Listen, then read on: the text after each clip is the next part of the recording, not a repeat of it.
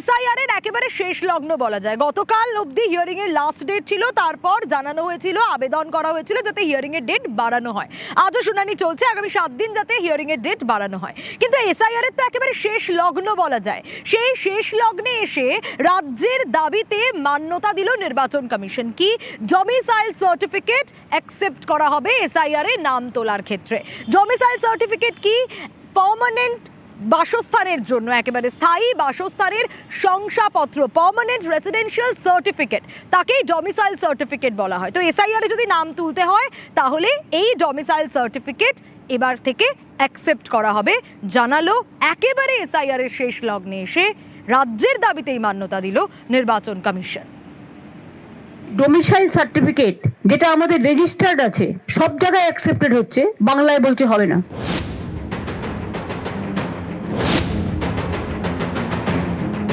চৌঠা নভেম্বর থেকে শুরু হয়েছে এসআইআর। শেষ লগ্নে এসে রাজ্যের দাবি মেনে নিল নির্বাচন কমিশন। শনিবার জানালো এসআইআর এর নথি হিসেবে গ্রহণযোগ্য ডমিসাইল সার্টিফিকেট। পশ্চিমবঙ্গে এসআইআর এর গ্রহণযোগ্য নথিগুলির তালিকায় ছিল না ডমিসাইল সার্টিফিকেট। ডমিসাইল সার্টিফিকেট অর্থাৎ স্থায়ী বাসস্থানের শংসাপত্র। কেউ একই ঠিকানায় 15 বছরের বেশি বসবাস করলে স্থায়ী শংসাপত্র দেয় রাজ্য সরকার। নভেম্বরে এসআইআর প্রক্রিয়া শুরুর পর বহু ভোটার নথি হিসেবে এই শংসাপত্র জমা দেন। গত ডিসেম্বরে রাজ্যকে চিঠি দেয় নির্বাচন কমিশন, জানতে চায় রাজ্যে ডমিসাইল সার্টিফিকেট ইস্যু করার নিয়ম কি। ডিসেম্বরেই কমিশনকে তা জানিয়ে দেয় রাজ্য। তারপর কেটে গেছে প্রায় 2 মাস।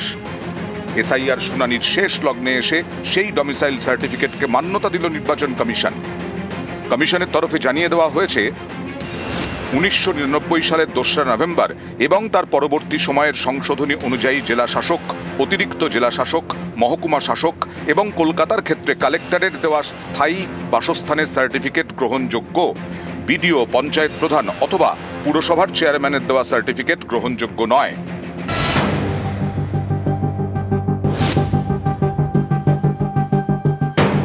ডমিসাইল সার্টিফিকেট স্থায়ী বাসস্থানের শংসাপত্র।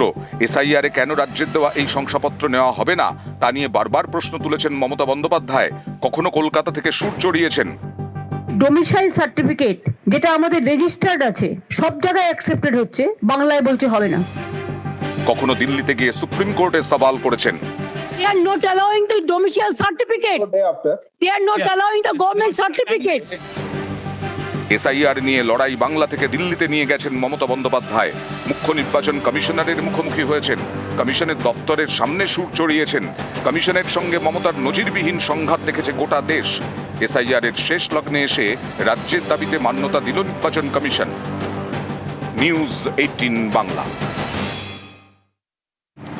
আর এই নিয়ে রীতিমতো রাজনৈতিক তরজা শুরু হয়ে গেছে। তৃণমূল কমিশনকে তোপ দাগছে ড্যামেজ কন্ট্রোলের চেষ্টা। একেবারে এসআইআর এর শুনানির যেদিন লাস্ট দিন ছিল সেদিন এসে মান্যতা দেওয়া হচ্ছে রাজ্যের দাবিতে, কোথাও গিয়ে ড্যামেজ কন্ট্রোল করার চেষ্টা করা হচ্ছে। অন্যদিকে বিজেপি বলছে, পাল্টা তোপ দাগছে, নো এসআইআর, নো ভোট।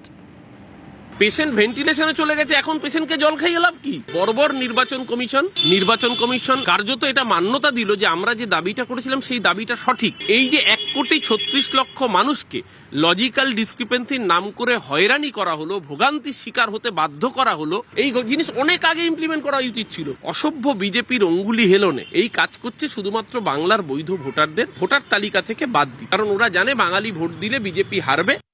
ওরা আবার কি সরব হবে? প্রথমে 11টা কি ছিল একটু দেখে নিন, তারপরে তৃণমূল কংগ্রেসের লোকেদের বলতে বলুন। ওনারা তো অনেক কথাই বলেন। ওনারা সরব হওয়ার পরেই তো টিএন সেশন ভোটার মানে আমাদের ওই ভোটার এপিক ইস্যু করেছিলেন। ওনারা সরব হওয়ার পরেই হাওড়ার ব্রিজ তৈরি হয়েছিল।